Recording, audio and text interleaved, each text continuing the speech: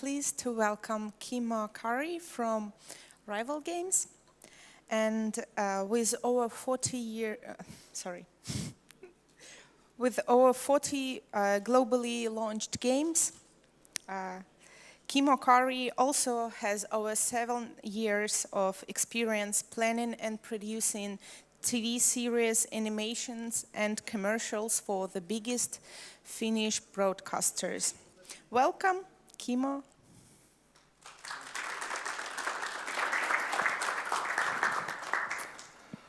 Okay, hello everybody, and an honor to be on the stage in this great event.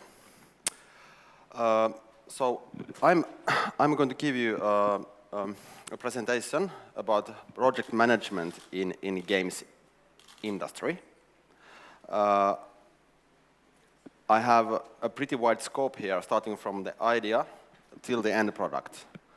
That's why I stick in a pretty high level, so that I could squeeze this all to my speaker slot. And because many developers are very passionate towards their work, I thought my angle here could be a fresh take to an otherwise a bit boring topic of product management. So let's start. I try to be fast, so we could have some Q&A time, but I'm a bit nervous that this is a bit too long presentation, but let's see what happens. So my name is Kimmo Kari, and I have worked 17 years in the creative industry so far, first in television and film, and past 10 years in the games industry. I'm not trying to present any list of rock-solid rules here, even though one might have such an impression from my slides. That's because I love the irony in simplifying complicated things. I have experience in working with creative and passionate people. I started my game career in a game producing factory called Digital Chocolate. Back in the days, there weren't any game education programs in Finland, and one could say that Digital Chocolate was the game university of Finland. But Digital Chocolate's Sumeja studio was founded by the same people who later founded Supercell. I also studied, of course, different project management methods, but in this presentation I try to avoid theorizing things too much. Instead, I try to speak on a very pragmatic level. I have produced games almost all available platforms except Nintendo. Hope that checked that mark as well someday.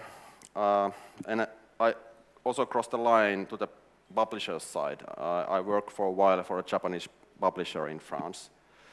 But now I'm back in the games development again and leading the development team at Rival Games in Finland. At the end of this presentation, I will show you what we are cooking at the moment with the Rival Games. But let's start with some cars first, because I'm a big car enthusiastic. In 2.5 years, we did a racing game at Bugbear Entertainment in Finland for Namco Bandai, for Xbox, PlayStation, and PC. So I start with a video that shows a pretty unique feature we developed for that game. Game was launched in March 2012, so this was done for the previous generation of consoles. I didn't have the original file, so I apologize for the quality. It's YouTube quality only.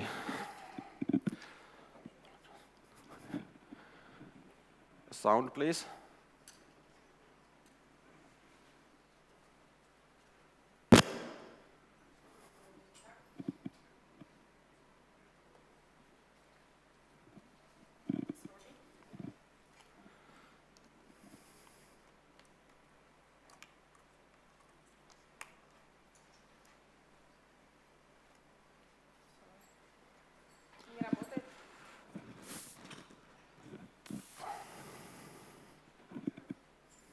Peggy 7. Thanks, magic touch.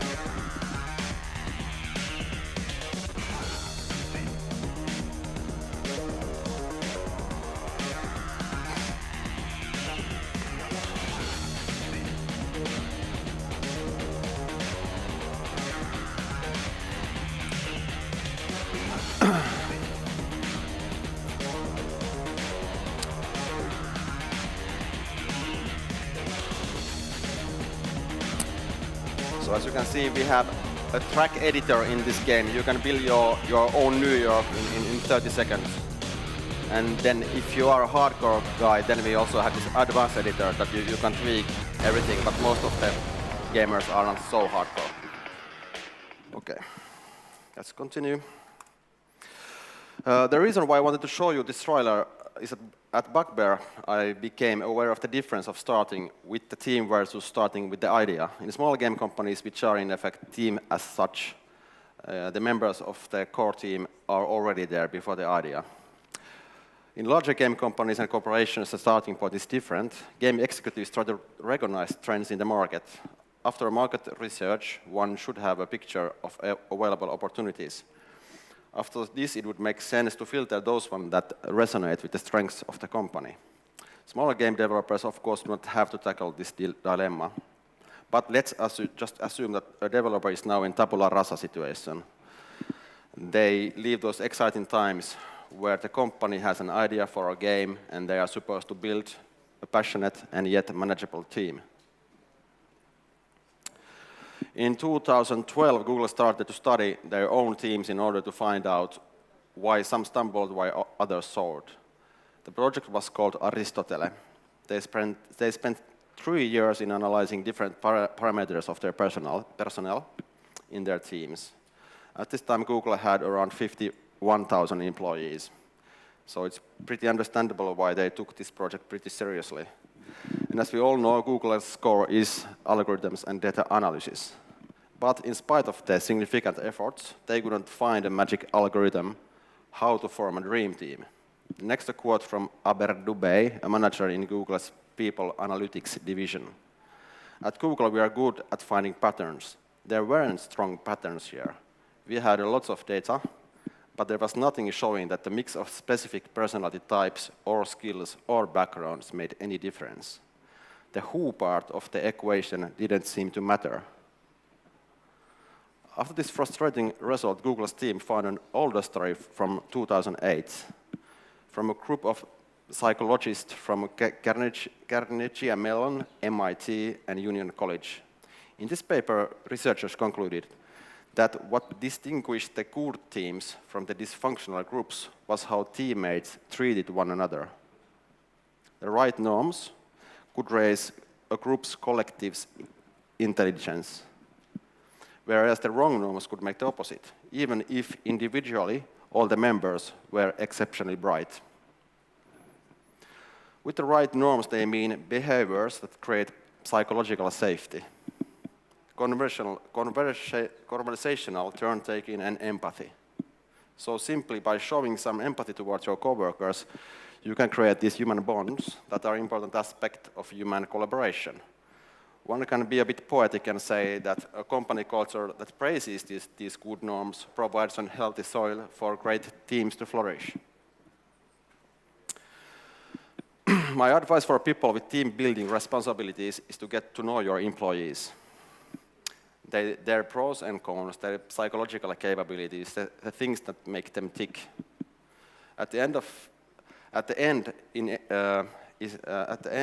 it is, in any case, quite difficult to predict how individuals get along with each other. That's why I propose for big and gaming companies with many teams to have a flexible and open team-building culture, so that different team combos can be easily tested.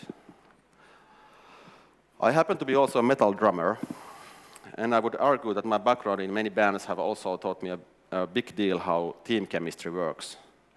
Bands are usually like a second family, and if chemistry in a band is bad, the sound also in the stage is bad. So based on this, I would like to say that try to make your team sound good. Or if you're more into cooking, you could also think how great chefs like Jamie Oliver experiments with good food ingredients in order to invent new delicious dishes. For smaller gaming companies with not so many internal teams, this raises, of course, a need to be super cautious in their recruitment process. I would also suggest to take account, in some degree, the demography of the end product. It would be a cool thing if the team's demography would reflect the end product's consumer demography. It's worth noting that past 4 years, women have been played more mobile games than men. But unfortunately, there is not yet enough women working in the game industry to reflect that shift. Okay, let's do a quick Gallup. How many women are in this room? Hands up.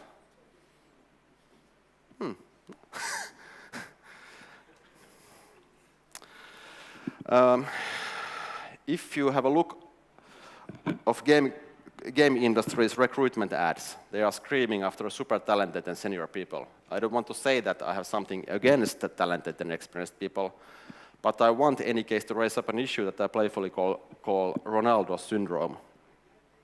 If you would have a soccer team full of superstars like Ronaldo, that would not necessarily end up being a dream team. Perhaps they would not pass the ball to each other because they all would like to kick it to the goal. This type of personalities could result to a clash of egos and to a dysfunctional team. On the other hand, skilled and talented people tend to spar each other well in right conditions.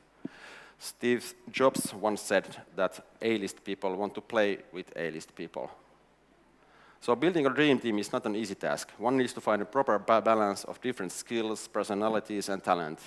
Like one needs to have a sweet and sour and spicy ingredients to make a great dish. As hard it can sometimes be, different personality types needs to be accepted. A quote from Google's research team. What Project Aristotle has taught people within Google is that no one wants to put on work face when they go to the office. No one wants to leave part of their personality and inner life at home, but to be fully present at work, to feel psychologically safe. The challenge that everybody faces in game industry is that they have to sell their project idea for someone before they will be granted with some resources to start really working with it. The bias in this process can be, for example, publisher, investor, or internal greenlighting process. There is pretty strong evidence that the effective way to sell your projects or products is by starting replying the question why, and only then answering what and how. Simon Sinek has wrote a few books about this, and the following example highlights the idea well. He compares two tech giants, Dell and Apple.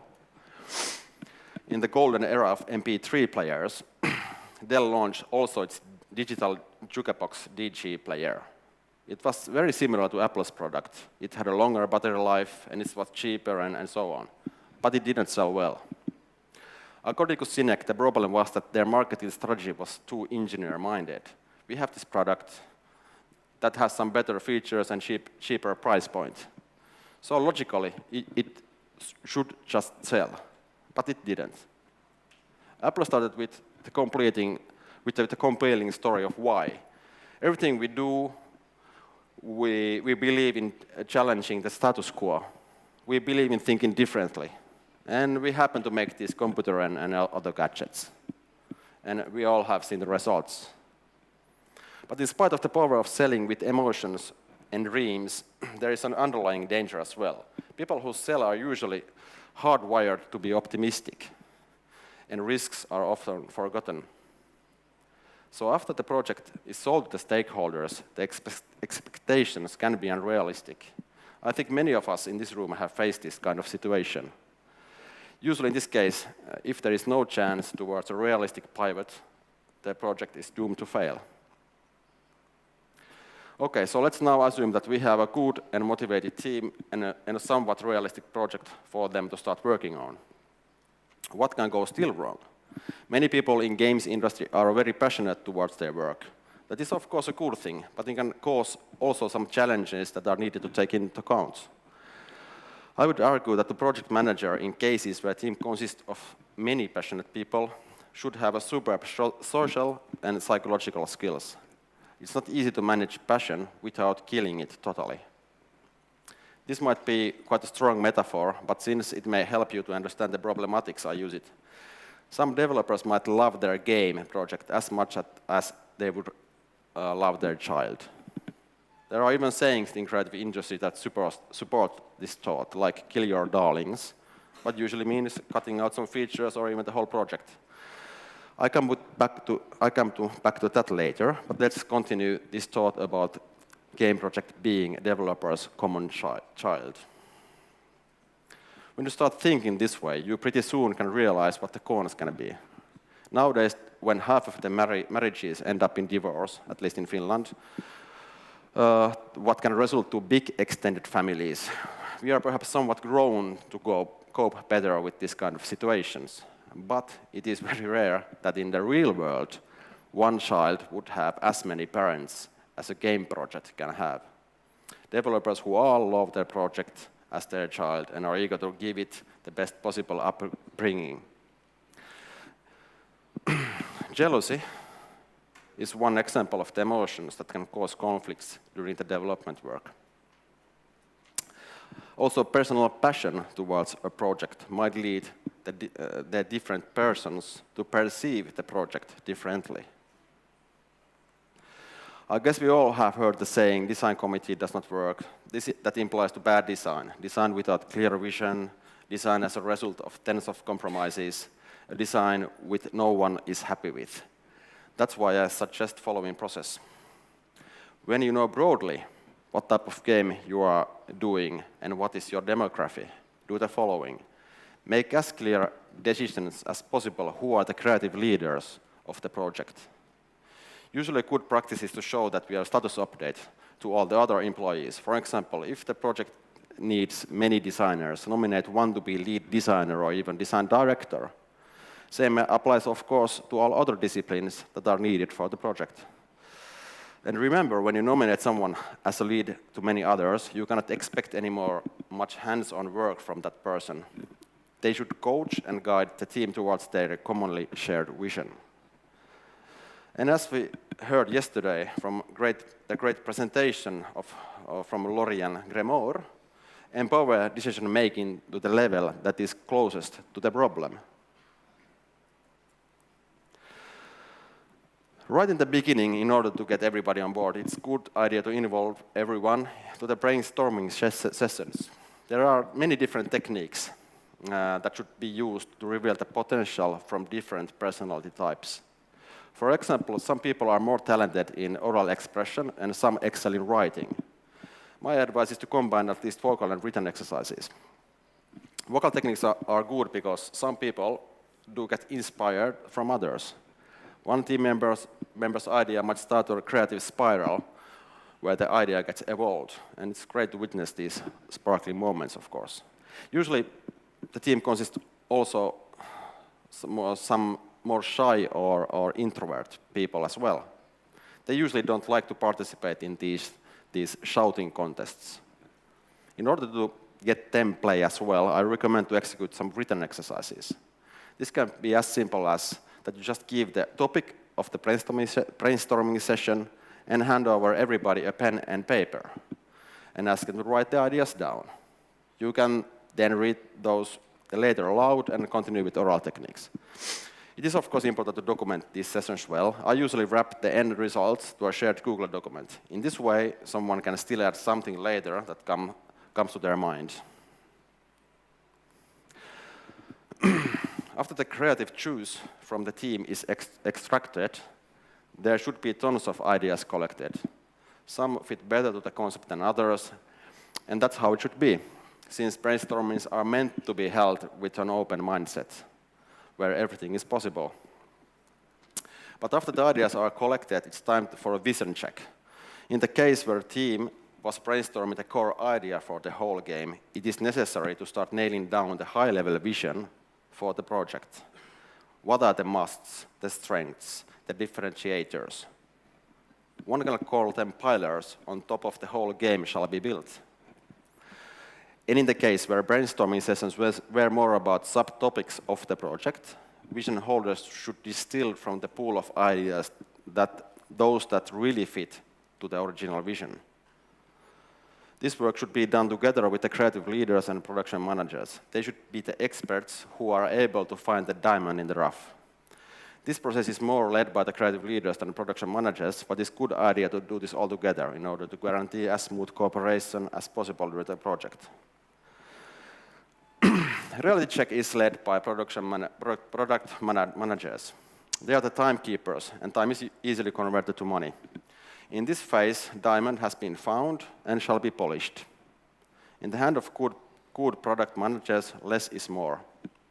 It's crucial that product managers and creative people have a good relationship, that they trust each other and understand each other's viewpoints. In this phase, usually some darlings get killed. That can be painful for some of the team members. That's why I suggest that only after the ideas are distilled and put into the context of the real world, managers would present the proposed distilled vision to the team. The vision from the managers should not be the reflection of their personal taste. The vision should be justified with concrete business reasons. For example, competitor analysis shows that in this direction we would have a market opportunity. When the vision from managers is clearly reasoned, the loss of the darlings will get more easier to swallow. Business reasons are good in that sense because developers usually like that their creations would be played and enjoyed by a wide audience. And business reasons should make sense to business as well. This, of course, raises a need for an open company culture where business reasons can be openly shared. For example, when I work at Bugbear Entertainment, managers perceived that after a one-star rated flat-out 3 game, there was a clear demand for a flat-out 4 type of game from the original developer that happened to be Bugbear Entertainment. Loyal fans of the flat-out series were thirsty to see Bugbear back in the demolition derby business. So it was quite a no-brainer decision to start a project that is nowadays called Wreckfest.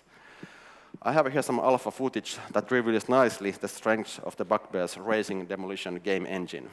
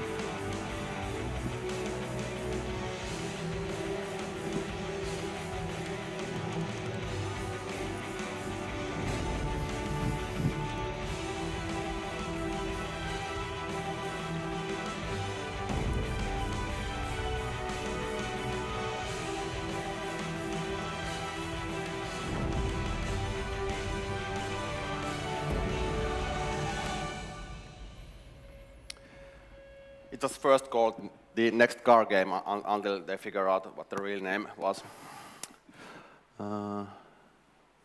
Okay.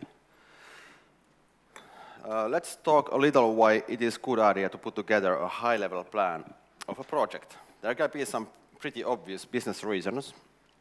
A publisher is needed, an investor is needed, and so forth. But I found that these plans are also a great way to put the whole company in the map of the product. It is, of course, good to create a more detailed design Bible as well, but I have never worked in a company where every single person had read the whole design documentation.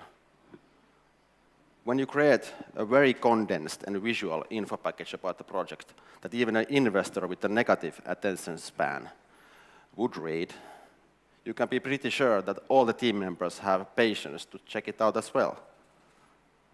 Usually there is no point to create super detailed plans in the beginning, since that may be as valid as one's daydream. When the managers feel that there starts to be some solid ground under their feet, it is a good idea to do a little project planning exercise, like what if we really would execute this project? How the project would look like, what skills are needed, how much time and resources and money are needed, and so forth. I like to build these plans to the wall with post-it stickers.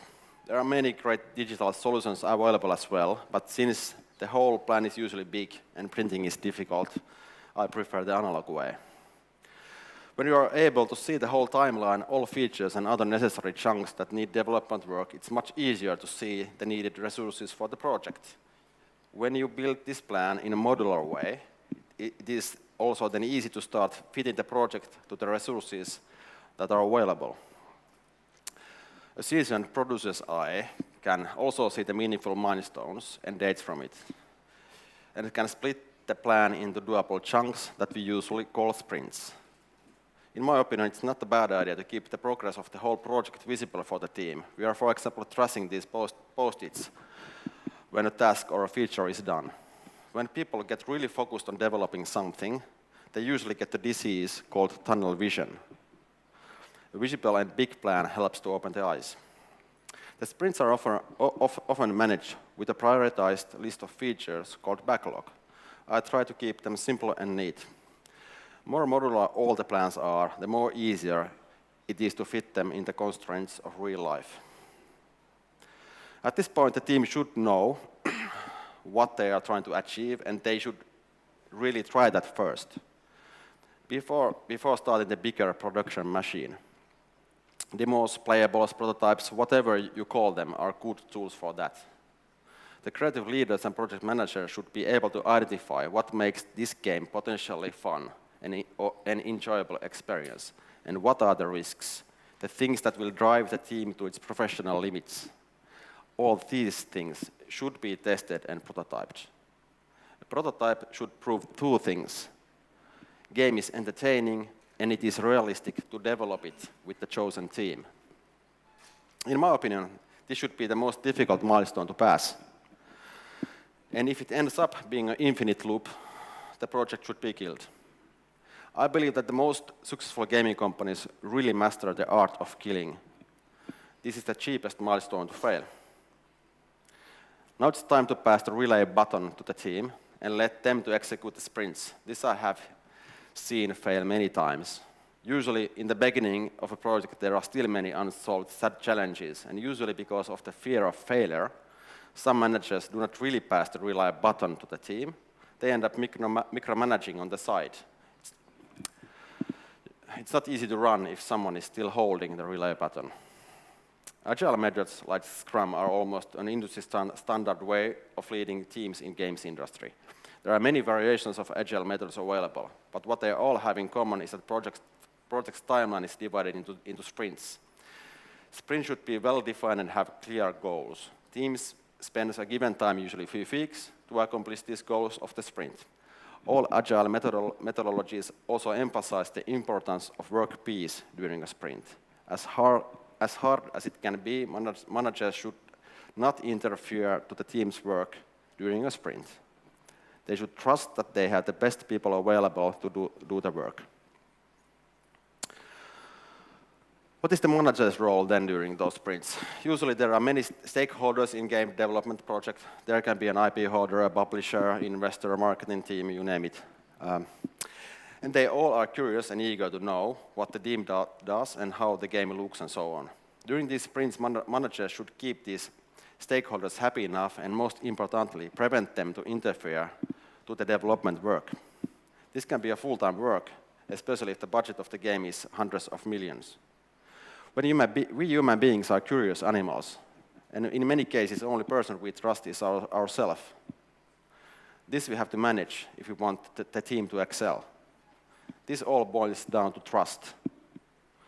When the starting pistol is fired, the coaches should sit on their benches. At Rival Games, our CEO, Jukka Laakso, has printed a great poster to the wall. It says, "Keep calm and get the shit done." Emotions are like disease, they spread easily. For me, calm and positive mood in the office works best, and I think I'm not alone. Be aware that managers do set the tone and the mood of the company. Naturally, producers should support and facilitate the team's work as much as is needed, but I would say that if the team works very well without producer, the producer has done all the preparation and planning work well. Like Ryan Randall just said today in his great presentation, don't, as a producer, get on the way of your team. Or even worse, do not be a director. Inspire the team instead towards the right direction. Good managers should also see over the project. They should manage the team so individuals of the team are able to learn all the time. That way, the teams get stronger for the next project, and the whole company grows better over the time. I have noticed a bit weird phenomenon regarding to learning. Teaching someone to do something is not always the best way. I do not want to say that the whole education system is pointless, but in many cases, learning by doing is a much more effective way. And even more effective is a scenario where someone does something wrong. Then one really learns and remembers that learning.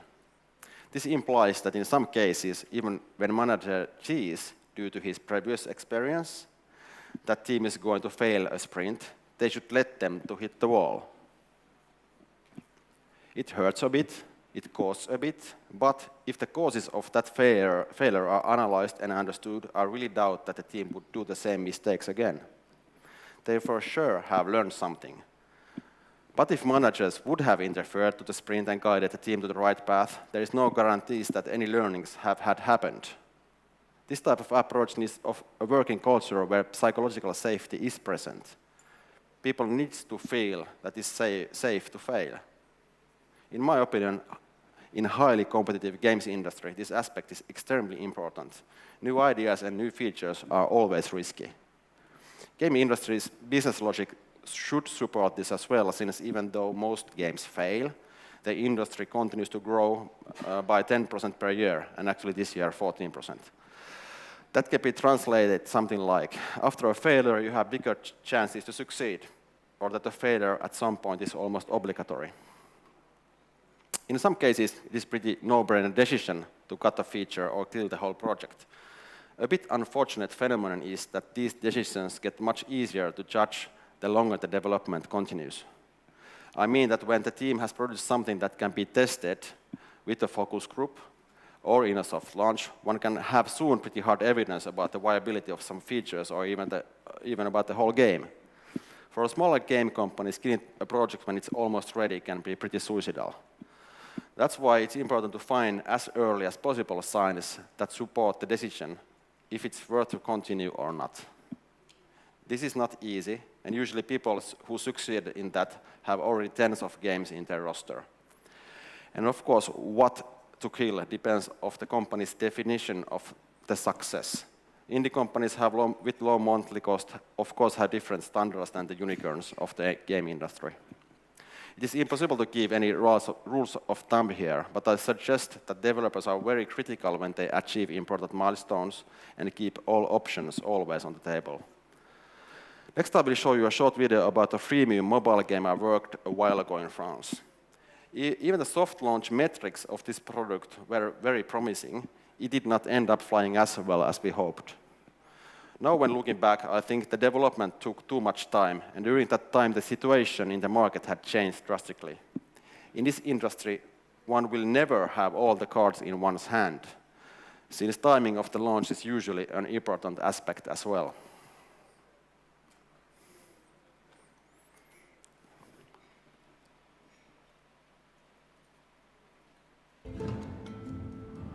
This is a mobile game.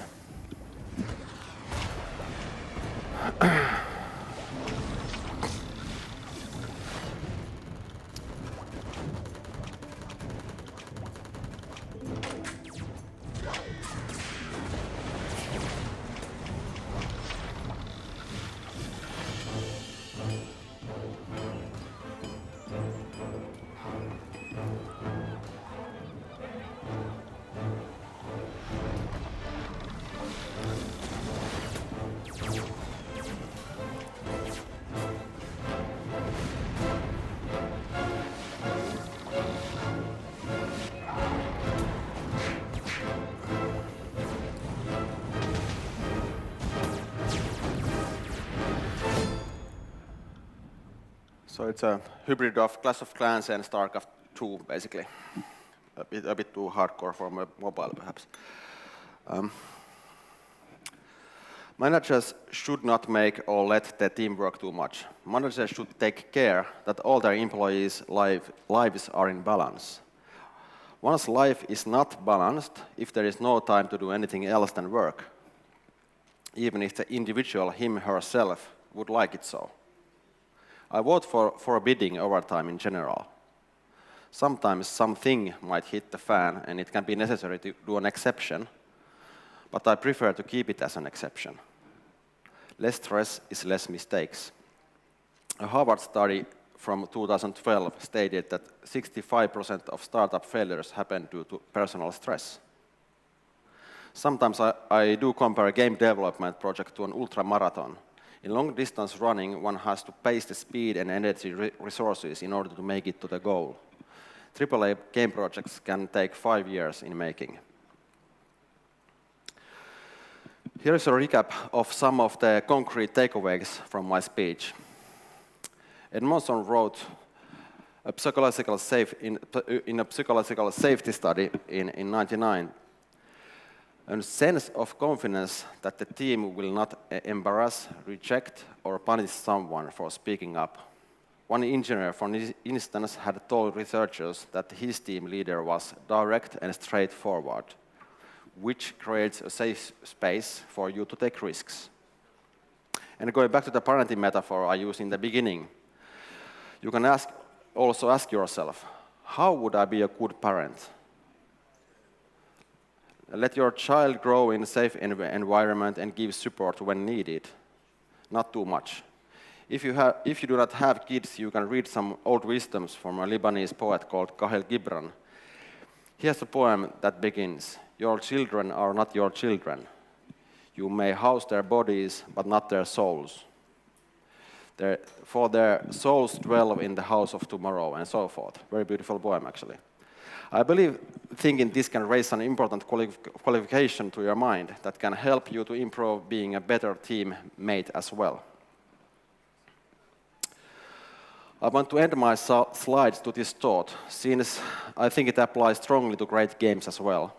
The real end product is the experience that the game generates for the user. Before going to questions, I would like to show you 2 projects I'm currently working on. At Rival Games, we are developing PC and mobile game based on Robert Kirkman's IP, Thief of Thieves.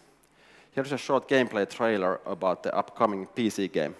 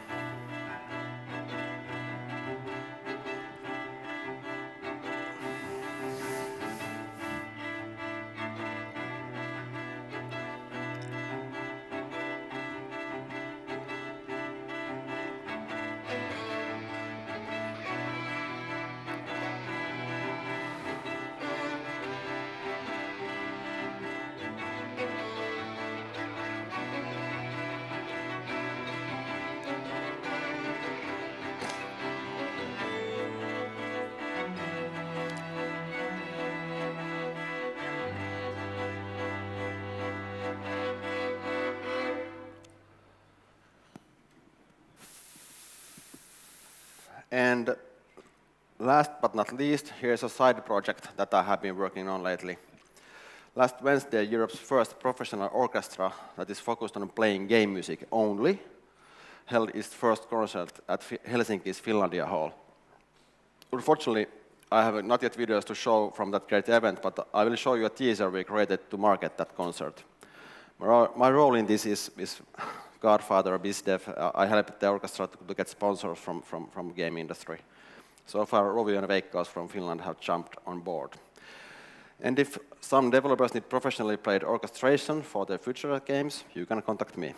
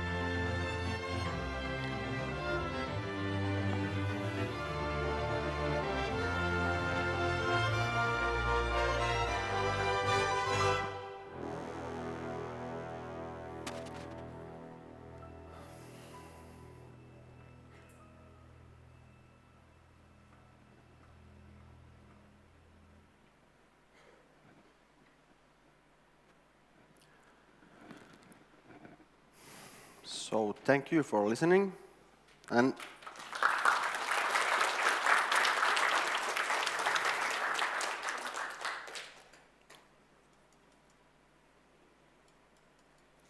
so I think we have 10 minutes time for Q&A questions. Yes. Yeah.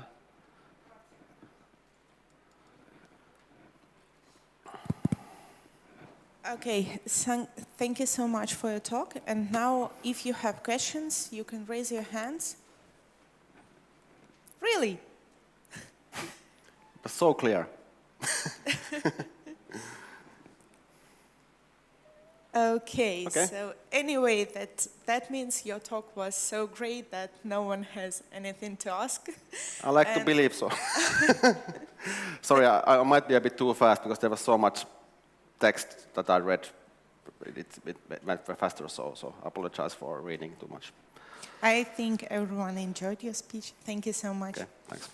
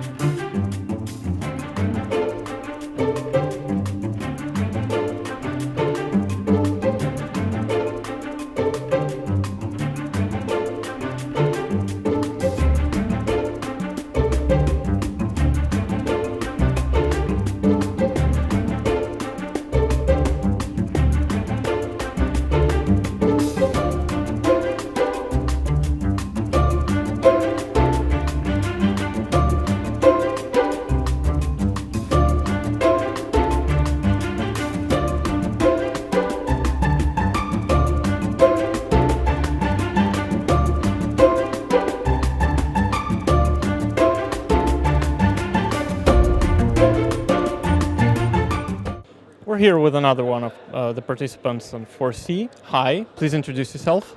Hi, I'm Jean-Philippe Morel from Ubisoft Montreal. I'm working on Rainbow Six Siege. Very nice. What was your first video game ever? Do you remember it? Oh my god.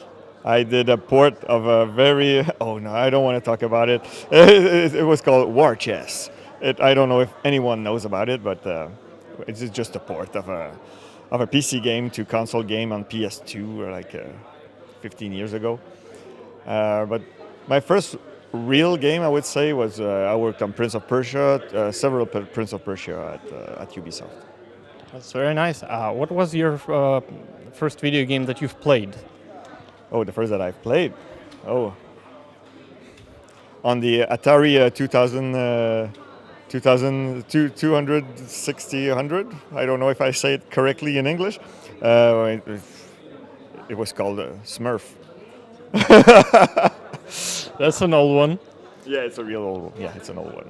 And well, now that the time has passed, what's your favorite video game of all time? Do you have one? Of all time? Oh my God, that's a good question.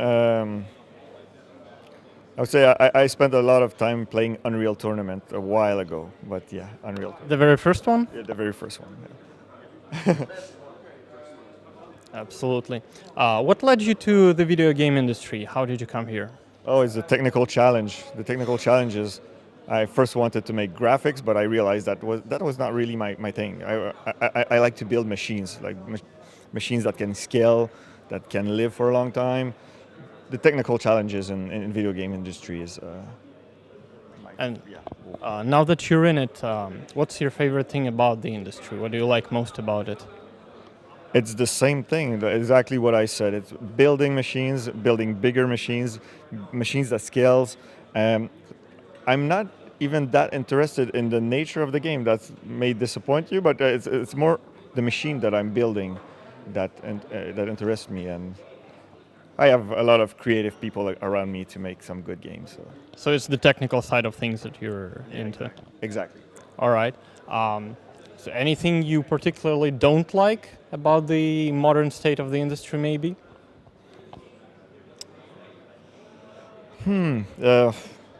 I worked with really big teams. It's not really that I don't like them, but I prefer some smaller scale team, probably. But that's the first thing that comes to my mind. What else? Oh, that's pretty much what I'm thinking about now. Fair enough. Let's make some predictions. What do you think will be the new thing, the new big thing, the new trend in the gaming industry in like 10 years' time? Oh, in 10 years' time? Well, I won't say it's new, but I think there will be more and more games that lives for a very long time, that evolves that over time, and I think that's a trend that will continue over the next years. Do you think it will be like a breakthrough point through some game, or it's just going to be like a slow progressional evolution into this state? I think it's going to be a slow evolution, and I think it's going to be a slow evolution mostly because we need to adapt to that kind of mentality in the game industry, and fair enough. If you had absolute creative freedom, which I don't know, maybe you have, but still, like absolute creative, financial, professional freedom, what game would you like to have made? I will keep that secret if you don't mind. We almost had an announcement here. I have good ideas, but I will keep that for myself. Okay, but that's a secret then. Is it a secret on what do you think is more important in games, like graphics or gameplay, or maybe the storytelling? No, I think it's everything is building a community and make it that community grows and grows and grows, and make that community grows over time, and so we can build on that for many years on the same kind of titles. Okay, great. Let's return to the real world for a second from video games. We're in St. Petersburg. What do you think about the city? Oh, we had a good time yesterday. I was just trying to find a good place to go, and it's awesome. We had a tour of the whole city. We had a boat trip. It was awesome. It was awesome, really. Great. What about the event itself for C? I know it just started, but still, any impressions? Oh, I can't wait to see. I can't wait to see the talk Friday and Saturday. I want to know more about what people think about the future of gaming industry. Maybe something specific you're looking forward to, some specific speech or lecture? Yeah, I'm very interested about monetization. How monetization, I told you I like big machines, build big machines, and monetization is something that we need to learn a lot. How it works, how we integrate that to game, and I'd like to see how other developers are doing that. Some massive online infrastructure. Also, I want to see. I want to hear more about that. How people doing that. If you were interviewing yourself right now instead of me, what would you ask yourself? At what time is the party? Saturday? Well, I guess you'll have to answer this question yourself. Either way, I have you have a great time at the party, and you have a great time at the event itself. Thank you very much for sharing. Thank you very much.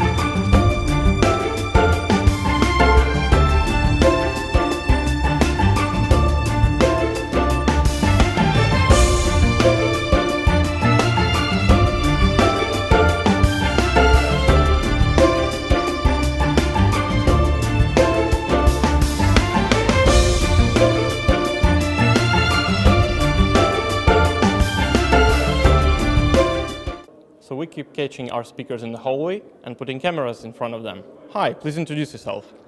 My name is Samuel Ranteskla. I work for Microsoft as a principal program manager out of Sweden. Okay, Samuel, so let's talk about games. What's your favorite game? Well, I wish I played a lot more games than I actually do. So I have to go back into the past. Like one of my really favorite games is Jag the Lions 2 from like 92, 93. I think it was made here in Russia, if I'm not mistaken. Civilization, always been a big fan of that. And then the Enemy Unknown UFO trilogy from the 90s.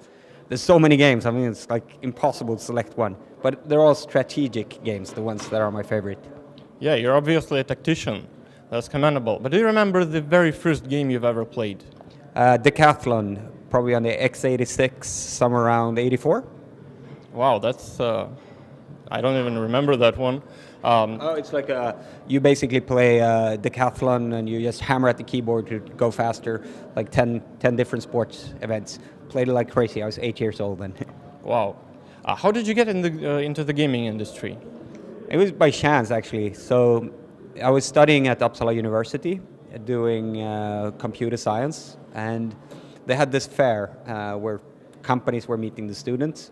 And there was these two guys that they've started a game company in the basement, and they wanted somebody to write a BSP tree, binary space partitioning tree. And I was looking for my thesis, so I figured let's combine those. So I joined them, I wrote my thesis in the games industry, and then from there on kind of like just went on. So this was 2000.